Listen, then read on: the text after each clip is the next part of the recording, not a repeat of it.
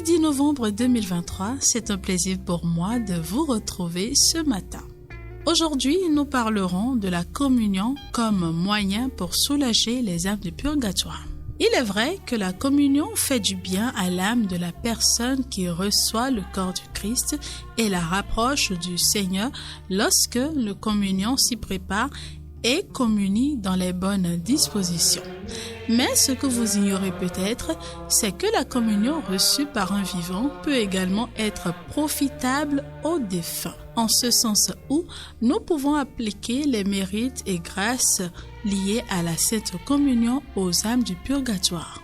Si la communion augmente en nous la grâce sanctifiante et nous rapproche de Dieu, elle nous rend plus agréables à Dieu.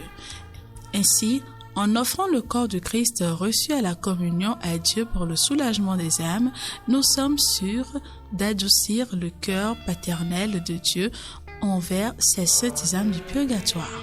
Selon l'histoire, le frère de sainte Madeleine de Pasie lui apparut après sa mort et lui confia qu'il avait besoin de 107 communions pour être délivré du purgatoire.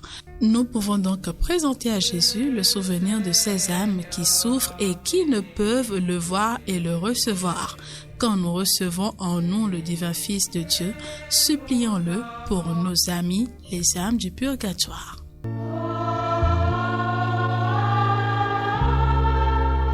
Saint Augustin, Saint Thomas et bien d'autres nous enseignent que les élus du ciel sont très puissants pour secourir les âmes du purgatoire.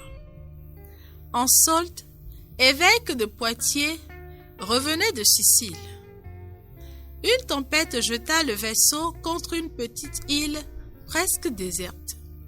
Là vivait un fidèle serviteur de Dieu du nom de Jean, qui était en grande réputation de sainteté.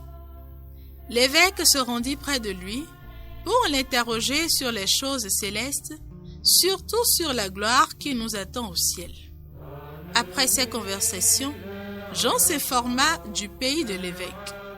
Quand il eut appris qu'il était de France, il lui demanda s'il connaissait la vie édifiante du roi Dagobert. « Sans doute, répondit le prélat.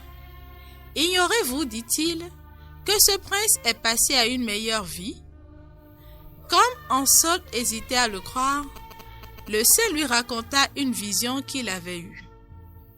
Un matin, fatigué de ses longues prières de la nuit, il s'était endormi et avait vu paraître un vénérable personnage en cheveux blancs qui, le secouant, lui dit « Levez-vous tout de suite et mettez-vous en prière afin d'implorer la divine miséricorde en faveur du roi Dagobert, dont l'âme est sortie aujourd'hui de son corps. » Le serviteur de Dieu avait à peine commencé à prier qu'il aperçut, sur les flots de la mer Méditerranée, une troupe de démons qui semblait emmener le roi dans une barque. Il l'entraînait avec fureur vers l'île Stromboli, d'où s'élèvent les flammes continuelles d'un volcan célèbre. En même temps, il le frappait avec une grande cruauté. L'infortuné roi appelait à grands cris à son secours les martyrs Saint-Denis et Saint-Maurice, ainsi que Saint-Martin, auxquels il avait bâti des églises. Un moment après, voici que le ciel se couvre, le tonnerre gronde, d'horribles éclairs sillonnent l'air et frappent les démons au visage.